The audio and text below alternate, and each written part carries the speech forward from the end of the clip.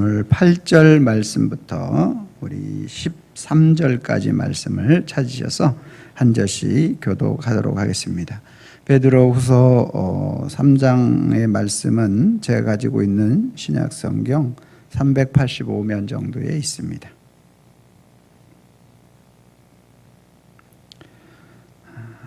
베드로후서 3장 8절로 우리 13절의 말씀 찾으셔서 한 절씩 교독하겠습니다. 찾으셨으면 아멘.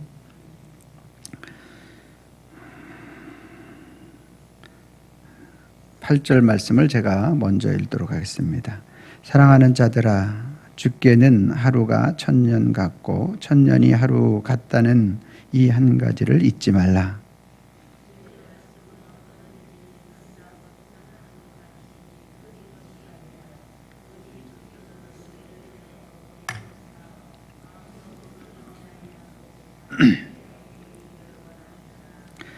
그러나 주의 날이 도둑같이 오리니 그 날에는 하늘이 큰 소리로 떠나가고 물질이 뜨거운 불에 풀어지고 땅과 그 중에 있는 모든 일이 드러나리로다.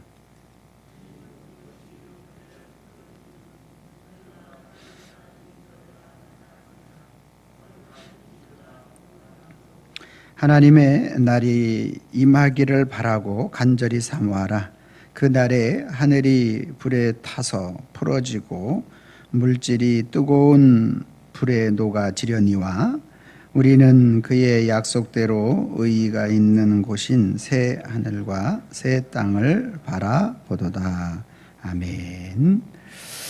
거룩한 주일을 맞아서 우리 주님의 전을 찾으신 여러분들, 또 우리 영상으로 예배 드리시는 여러분들을 환영하고 축복합니다. 주님의 은혜와 평강이 저와 여러분들과 함께 있기를 소망합니다. 옆 사람과 인사합니다. 참 잘 오셨습니다. 만나서 반갑습니다.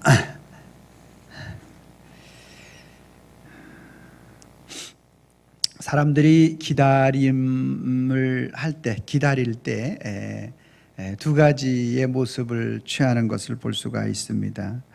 어떤 만남에 대한 설렘을 가지고 기다리는 그러한 기다림과 또 두려움을 가지고 기다리는 그 기다림이 있는 것을 볼 수가 있어요.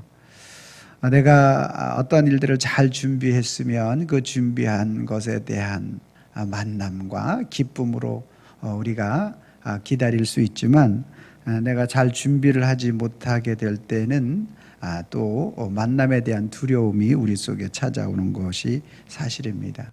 우리가 평상시에 살아갈 때는 우리가 큰 그러한 부분들을 느끼지 못하지만, 어떠한 특별한 위기나 어려움이 우리에게 다가올 때는 그러한 일들을 우리가 더 크게 느끼게 되어지는 것이죠.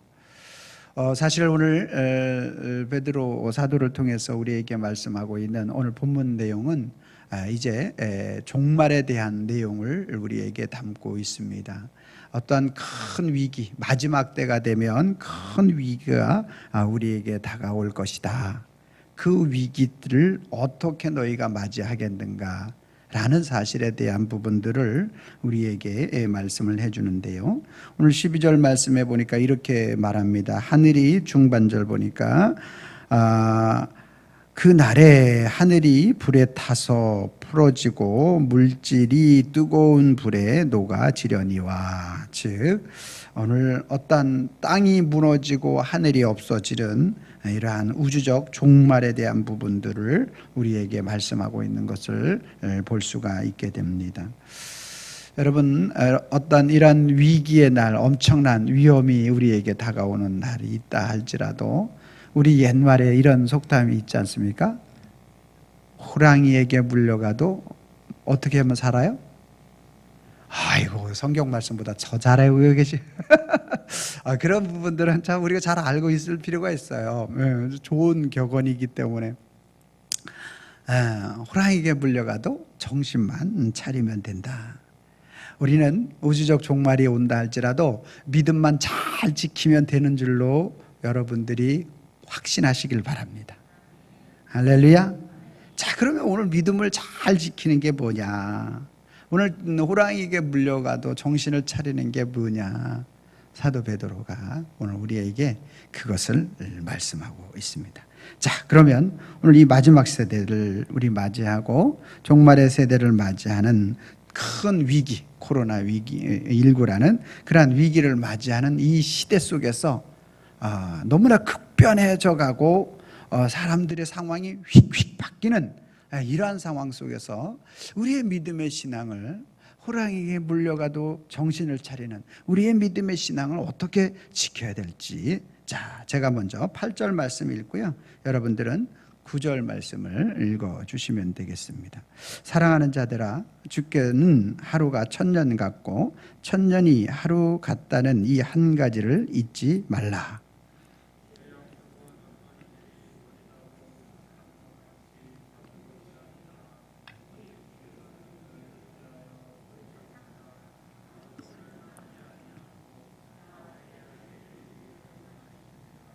아멘.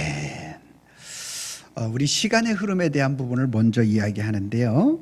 우리는 하루 24시간일 이제 또 봄, 여름, 가을, 겨울, 그래서 1년 지구의 자전 공전을 통해서 이제 일어나지만, 하나님이 계산하시는 그 시간은 우리가 생각하는 시간과는 차이가 좀 있다.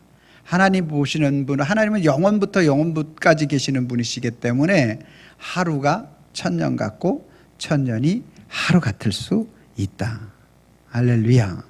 그 부분을 먼저 베드로 사도는 언급하고, 주의 약속은 어떤 이들이 더디다고. 그래서 우리가 생각, 우리 편에 있을 때는 속히 우리라고 약속하셨는데, 속히 재림하신다고 말씀하셨는데 2000년이 지나고 2010년 2020년이 지났는데 아직 안 오셨잖아요. 그러니까 우리 생각에, 우리 속에 생각할 때 더디 온다 생각할 수 있는데, 이제 베드로 사도가 이야기할 때는 이제 예수님께서 이 생애에서 그 일이 일어나는 일들을 볼 것이다라고 이렇게 말씀하신 그러한 부분들로 되겠죠. 베드로 사도가 있을 때는 그 후로 2000년이 또 지났지만, 자, 이렇게 더디다고 생각할 수 있을지 모르겠지만 그 더딘 것이 아니다라는 거예요. 이유가 뭔가 아니라 오직 주께서는 너희를 위하여 오래 참으사 아무도 멸망하지 아니하고 다 회개하기에 이르기를 원하시느니라. 할렐루야. 주님이 늦게 이 땅에 오시는 것, 재림하시는 것, 그 이유가 있는데, 오늘 여기서 우리에게 아주 중요한 포인트를 말씀하고 있어요. 베드로 사도가 오늘 그 아버지 하나님의 마음을 캐치하고 있는 그 장면이, 오직 주께서는 너희를 대하여 오래 참으시는데 왜 그러냐? 아무도 멸망하지 아니하게 하려고 오래 참으시는 줄로 믿으시길 바랍니다. 오래 참으셔. 여러분, 지금으로부터 100년 전에 예수님이 이 땅에 오셨으면 저와 여러분들을 구원받을 사람이 누가 있겠어요? 그렇잖아요. 태어나지도 않았네. 아싸, 이렇게 속으로 생각했죠. 어쨌든지 간에 여러분, 그러니까 이거 오래 참으시는 그 일들을 통해서 하나님은 하나님의 사람들이 다 구원받기를 원하신다. 할렐루야. 하나님의 사람들, 오늘 모든 사람이 다 구원받기를 원하시는 그 아버지의 마음을 우리는 여기서 알아야 하는 것이죠. 여러분, 우리가 잘 아는 세들백 교회 릭 워렌 목사님의 아버지에 대한 일화에 대해서 우리는 많이 들었잖아요. 그 릭 워렌 목사님 아버님은 약 50년 정도를 목회 사역을 하셨어요.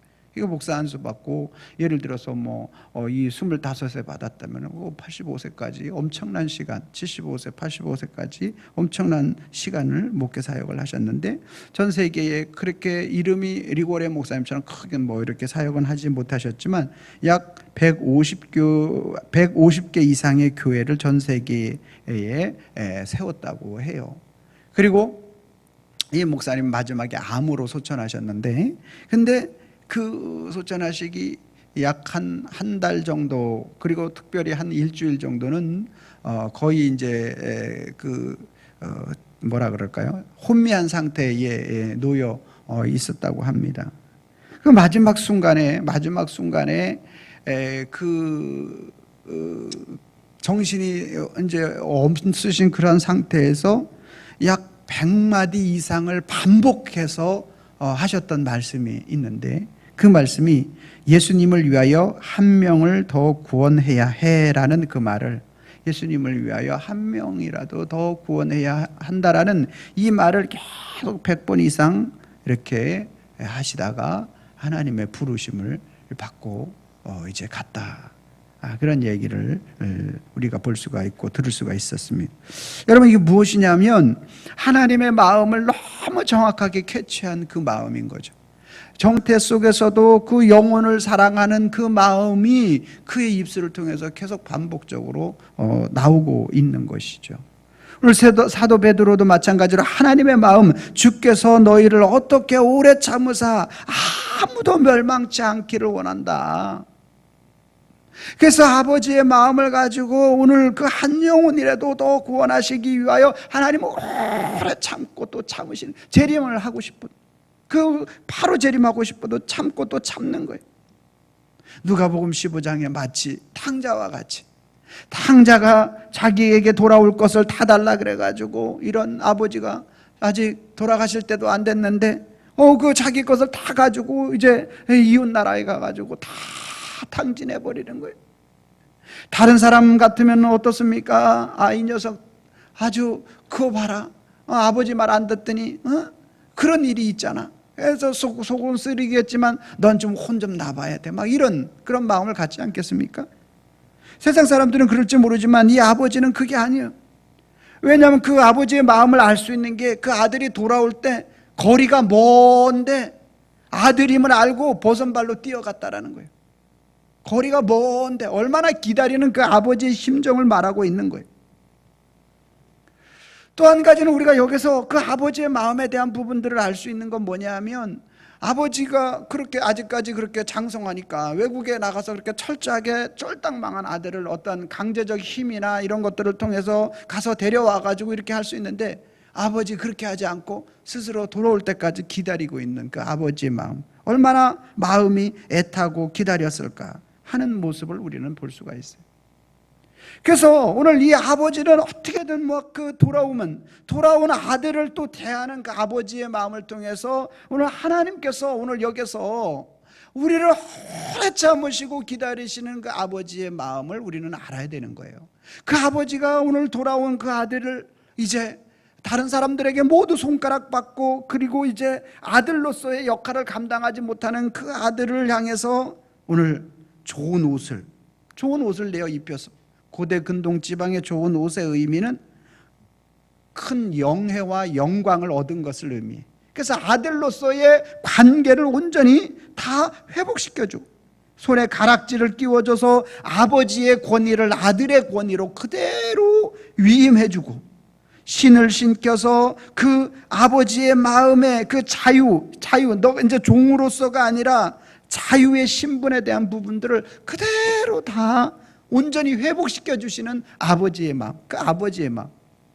여러분, 오늘 저와 여러분들이 주님의 마음을 헤아릴 수 있는 저와 여러분들이 되기만 하면요, 오늘 하나님의 사람들로서 재림을 준비하는 온전한 성도의 삶을 살아갈 수 있게 되는 줄로 믿으시길 바랍니다.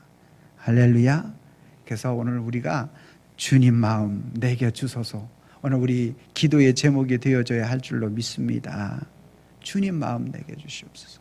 그래서 주님 마음 가져야 좀 연약하고 좀 불평스럽고 좀 마음에 좀 꺼리끼는 그런 부분들이 있어도 주님 마음 주셔야 그거를 이기고 믿음의 신앙으로 나아갈 수 있는 거예요. 여러분들이 이 코로나 위기 속에서도 신앙과 믿음 지키려고 발버둥 치는 그 힘이 주님 마음이 있을 때 가능한 줄로 믿습니다. 할렐루야. 주님 마음인 거예요. 주님 마음. 모든 영혼이 한 영혼에도 다 구원받기를 원하시는 그 마음, 이게 이 아버지 마음. 자, 이제 우리는 어떻게 해야 되느냐? 자, 보니까 뭐라고 얘기하고 있습니까? 자, 오직 주께서는 너희를 대하여 오래 참으사 아무도 멸망하지 아니하고 다 회개하기에 이르기를 원하노라. 아버지의 마음은 오늘 어찌든지 돌아오기를 원하는데, 오늘 우리가 해야 될 일은 뭐예요? 회개하는 일이다라는 거예요. 회개하는 거. 여러분, 회개하는 것. 오늘 저와 여러분들이 회개. 오늘 탕자가 저는 참 너무너무 누가복음 15장 17절, 18절, 19절의 말씀을 통해서 진정한 회개가 뭔지를 우리에게 잘 보여주는 그런 말씀. 참 회개가 뭐냐? 17절 말씀은 이에 스스로 돌이키는 것이다. 여러분, 오늘 우리가 이 스스로 돌이킨다라는 것은 오늘 회개의 준비 단계 같아요. 준비 단계. 제가 좀 세분하게 좀 나눠보니까. 그래서 철저하게 내가 내 자신이 아주 깊은 묵상을 통해서 내 자신을 들여다보는 거예요. 아주 가슴 깊은 곳에서부터 내가 아무리 생각해봐도 돌아올 분깃 제사는 아버지 임종시에 이루어지는 건데 아버지 새파랗게 살아계신데도 내가 요구했으니 내가 정말 죽일 놈이구나. 오늘 철저하게 자기 자신을 이게 돌아보는 거죠. 그래서 회개의 준비 자세가 스스로 돌이키는 거다. 자기 자신을 철저하게 오늘 연약함을 돌아보는 것, 죄인됨을 오늘 바라보는 것. 그리고 18절 말씀에 하늘과 아버지께 죄를 지었사오니, 그래서 회개에 정말 이 스스로 돌이키는 건 준비 단계, 마음의 준비를 하는 것이고, 회개의 첫 출발점은 뭐냐면 하나님 앞에 자신의 죄인됨을 고백하는 것이다. 이렇게 정의하고 싶습니다. 뭐라고요? 회개의 출발점은 내 마음속에 내가 준비를 해. 내가 정말 스스로 돌이켜서 준비해. 그리고 회개의 출발점은 뭐예요? 내가 하나님 앞에 철저한 죄인이구나. 여러분, 오늘 믿음 생활하면서 나는 죄인 아니야 이렇게 생각하는 사람들이 참 많이 있어요. 여러분, 이거 큰 문제입니다. 그럼 예수님 십자가의 보혈의 공로가 필요가 없는 거예요. 죄인 아니면. 사도 바울이 그래서 로마서 7장 24절 말씀에 오라 나는 공고한 사람이로다. 이 사망의 몸에서 누가 나를 건져내랴. 디모데전서 1장 15절 말씀을 통해서 우리에게 말하는 것이 믿보다 모든 사람이 받을 만한 이 말이여 그리스도 예수께서 죄인을 구원하시려고 세상에 임하셨도다 하였도다. 죄인 중에 내가 괴수로다. 할렐루야. 존 칼빈은 오늘 우리에게 뭐라고 얘기합니까? 우리 인간이 이 죄인됨을 가지고 전적 타락. 오늘 우리의 인간의 힘과 능력과 어떠한 모습을 가지고도 하나님 앞에 나갈 수 있는 힘이 1도 없다. 우리 힘만으로는, 저와 여러분들의 힘만으로는 믿으시길 바랍니다. 예수 그리스도의 십자가의 보혈의 공로의 능력을 힘입어서야만이 오늘 하나님 앞에 나갈 수 있다. 그 힘 있는 길이 뭐예요? 내가 죄인임을 고백하고 그 죄를 어떻게 해결해요? 예수 그리스도의 십자가의 보혈로 해결할 수 있다. 내 공로 1도 없고 오직 예수 그리스도의 십자가의 공로 은혜밖에 나를 구원할 다른 일은 천하에 구원받을 만한 다른 이름이 없다. 이게 회개의 출발점이에요. 그럼 회개의 종착역이 있을 거 아니에요? 그게 뭐냐면 19절 말씀에 보니까 지금부터는 아버지와 아들이라 일컬음을 당하지 감당하지 못하겠나이다. 나를 품꾼의 하나로 보소서 하리라 하고, 내가 내 자신이 내 삶의 주인이 내가 아니고 내 삶의 주인은 예수 그리스도십니다. 나는 내 삶의 주인 되신 예수님의 은혜를 입은 자로서 덤으로 사는 인생입니다. 내 삶의 중심 핵심 자리에 예수 그리스도 그분이 되십니다. 이게 회개의 결론인 줄로 믿습니다. 아멘입니까? 여러분, 그래서 제가 토요일날 새벽에 온세토는 이렇게 못하지만 그래도 3층에서 예배를 하면서 그런 잠깐 언급을 했습니다. 어떤 목사님의 책을 읽는데 그 목사님이 이제 한 일주일 정도 이제 가서 은혜 받고 또 어떤 계획도 세우고 제가 이제 내일부터 이제 또 세미나를 한 주간 참석하면서 또 2021년도 또 목회 계획의 전반적인 걸 생각하려고 하는데 근데 이 목사님이 그것을 생각하고 가가지고 열심히 이제 오늘은 처음에 올라왔으니까 회개 기도하고 어떤 하나님이 주실 은혜와 이런 부분들을 생각해야 되겠는데 처음에 가서 회개 기도하는데 회개가 안 끝나는 거예요. 그래가지고 이틀 하는데 이틀도 안 끝나고 일주일 했는데 일주일도 안 끝나는 거예요. 내려와가지고 한 달 동안 하는데 한 달도 안 끝나고 두 달도 안 끝나고 세 달, 6개월 동안 하나님은 줄구장창 회개만 시키드리는 거예요.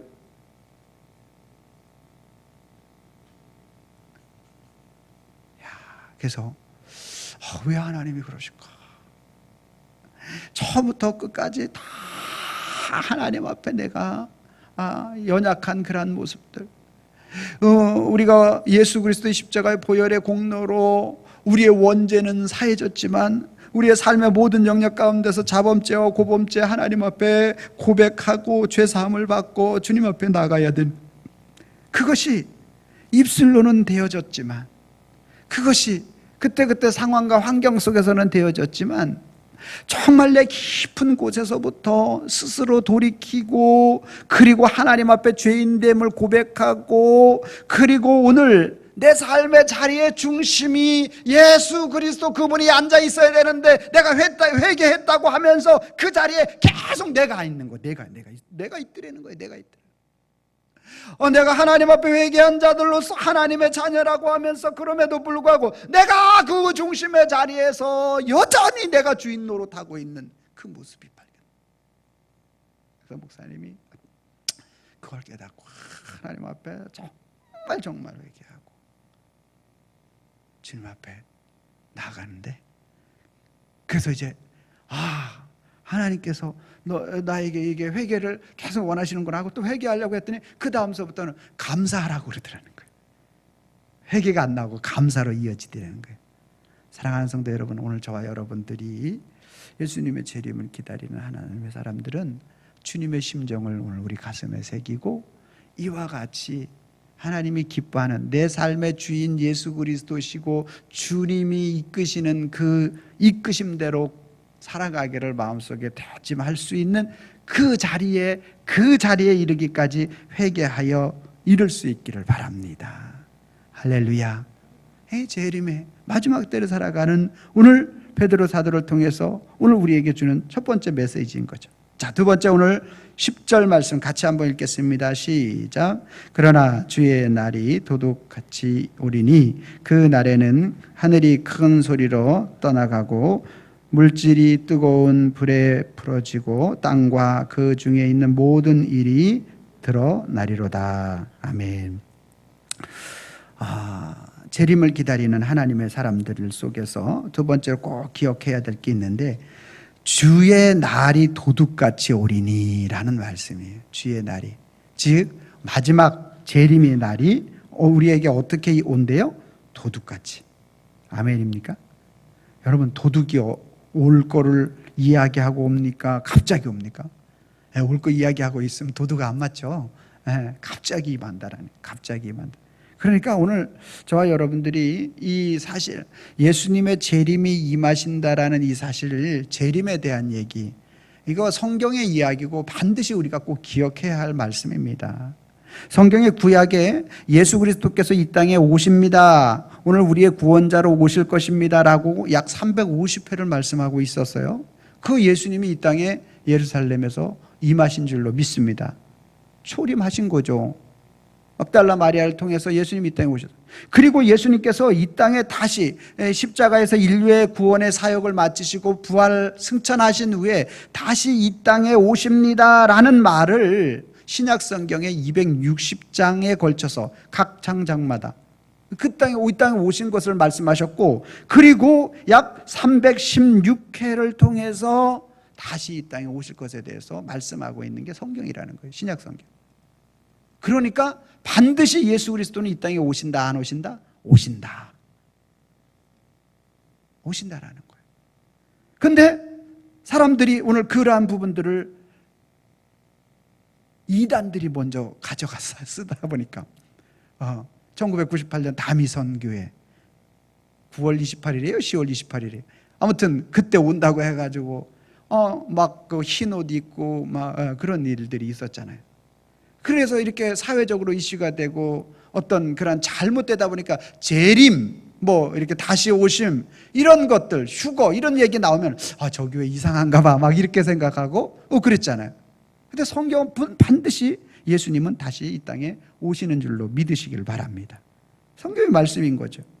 자, 그래서 이 땅에 오시는데 어떻게 오시는가 보니까 도둑같이, 즉 오늘 우리가 예상하지 못한 때 호련히 갑작스럽게 이 땅에 임하신다. 이 말씀은 어떤 말씀이에요? 마태복음 24장 42절 43절 말씀을 통해서 우리에게 말씀하는데 뭐라고요? 깨어 있으라 라는 말씀인 거죠. 하나님의 사람들이 오늘 이 땅 살아갈 동안에 깨어 있으라. 네덜란드 개혁주의 신학자인 아브라함 카이퍼는 이 깨어 있으라를 코람데오 이렇게 표현하고 있어요. 코람데오. 어떻게 해요? 하나님 앞에서의 삶을 살라. 예수 그리스도 그분의 다시 이 땅에 오심에 대한 인식을 잊지 말고 너희는 깨어 있어서 하나님 앞에 준비하는 삶을 살라는 거예요. 여러분, 성경에 보니까 슬기로운 5 처녀가 있고 미련한 5 처녀가 있어요. 밤중에 신랑을 기다리는데 슬기로운 5 처녀는 기름을 준비했어요. 미련한 5 처녀는 기름을 준비하지 않았어요. 준비하는 삶, 하나님 앞에서의 삶을 사는 것, 이게 슬기로운 5 처녀의 기름을 준비하는 삶 아니겠습니까? 성경의 구약의 노아, 인류의 물로 심판하실 때 하나님께서 노아에게 너 방주 지어라. 방주 지으라는 거예요. 하나님 앞에서의 삶을 준비하는 거예요. 준비하는 거예요. 위기 때, 어려움이 닥칠 때, 오늘 저와 여러분들의 이러한 일들이 우리에게 계속 찾아올 때에 오늘 우리는 재림을 생각하고 슬기로운 5 처녀와 노아와 같이 방주를 준비하는 자가 돼야 돼. 예수 그리스도의 옷을 온전히 입어야 할 줄로 믿으시길 바랍니다. 이게 바로 예상치 못한 때 갑작스럽게 임하는 임할 그 하나님에 대하여 준비하는 자의 삶에 대한 부분들을 우리에게 가르쳐 주는 거예요. 자, 그러면서 계속적으로 오늘 우리에게 베드로 사도는 우리에게 말씀합니다. 10절부터 우리 11절이죠. 11절부터 우리 13절까지 한번 보도록 하겠습니다. 한 절씩 교독하고 마지막은 이제 같이 합독하도록 하겠습니다. 이 모든 것이 이렇게 풀어지리니 너희가 어떠한 사람이 되어야 마땅하냐? 거룩한 행실과 경건함으로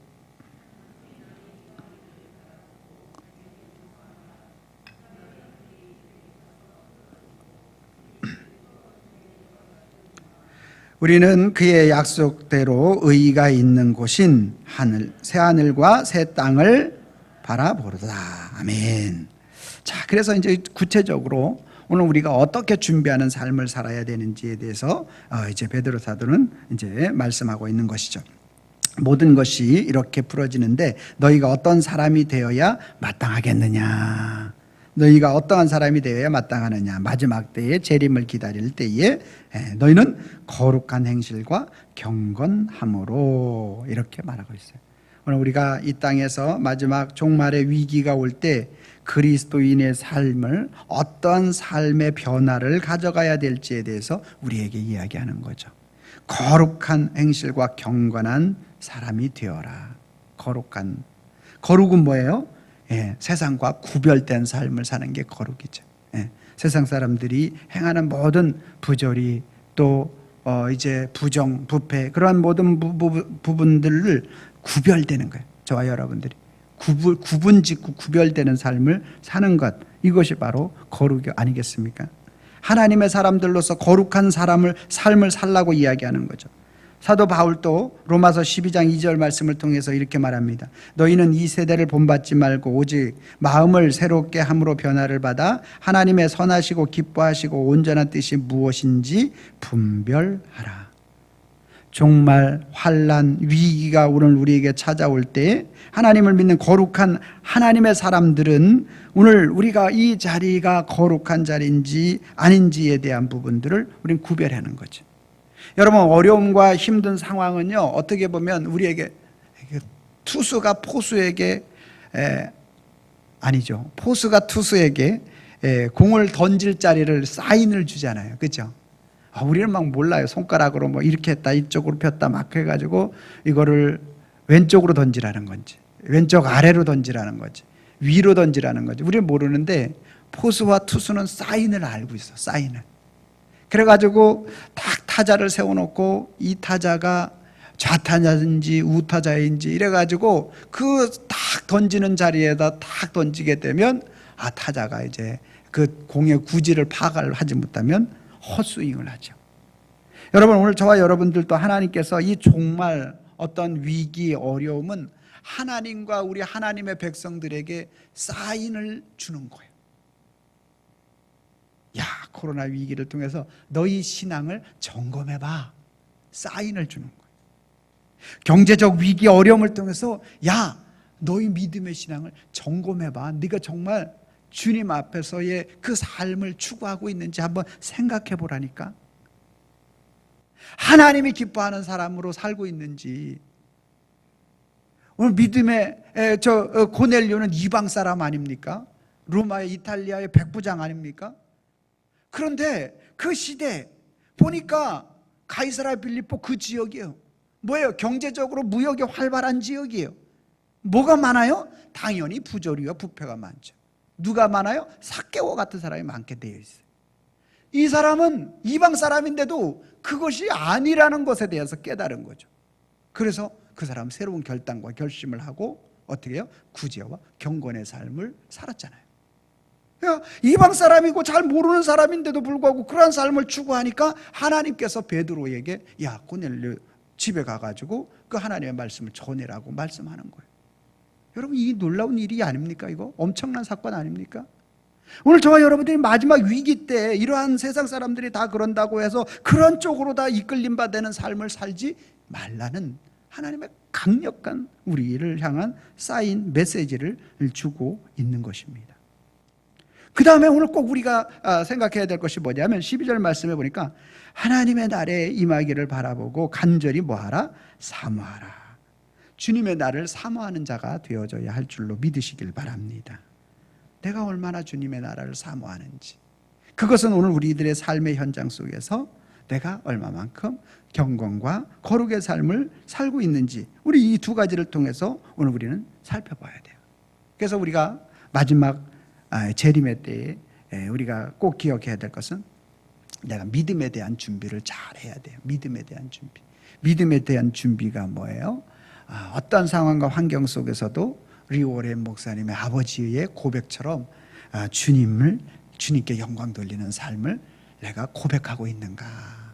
내 믿음의 신앙을 주는 그리스도시요 살아계신 하나님의 아들입니다. 그래서 믿음의 점검 스스로에게 하고, 오늘 믿음의 점검만 가지고 안 되고 또 한 가지는 뭐를 해야 되냐면 우리의 삶의 점검을 해요. 뭐예요? 거룩한 행실과 경건함이잖아요. 그러니까 우리가 거룩한 삶에 대한 행실도 항상 우리가 점검해야 되는 거예요. 네, 점검해요. 그래서 이 두 가지, 오늘 연약함이 또 우리 속에 너무너무 많사오니 하나님의 거룩하신 능력과 주의 인도하심이 있기를 소망합니다. 이게 바로 재림을 기다리는 하나님 나라의 그러한 백성들의 모습이다 라고 말씀하고 있는 것입니다. 오늘 말씀을 통해서 우리가 첫 번째로는 주님의 마음을 깨닫게 하옵소서, 그 마음을 알고 회개하게 하여 주시옵소서. 아멘입니까? 주님은 반드시 재림하십니다. 아멘입니까? 그 주님의 재림을 우리가 노아와 같이, 또 우리가 슬기로운 다섯 처녀와 같이 완전히 준비하는 삶을 사는데, 믿음의 준비와 우리의 삶의 경건의 준비를 통해서 하나님이 기뻐하는 그러한 한 사람이 되어질 수 있기를 또 기도하며 소망하면서 한 주간 믿음으로 신앙으로 승리하는 우리 성도님과 저의 삶이 될 수 있기를 주님의 이름으로 축원합니다. 기도하겠습니다. 살아계신 하나님 감사합니다. 재림을 기다리는 하나님의 백성들의 모습을 통해서 하나님이 기뻐하시는 그러한 것이 무엇인지를 다시 한번 우리가 말씀을 통하여 깨닫고 알게 하여 주심을 감사를 드립니다. 오늘 이 시간 저희들이 들은 말씀, 깨달은 말씀을 오늘 우리의 삶의 현장 속에서 끝까지 살아 믿음과 신앙으로 승리해 나갈 수 있도록 하나님 도와주시고 함께하여 주시옵소서. 우리 주님께서 승리케 하여 주실 줄로 믿고 확신하오며 예수님의 이름으로 기도하옵나이다. 아멘.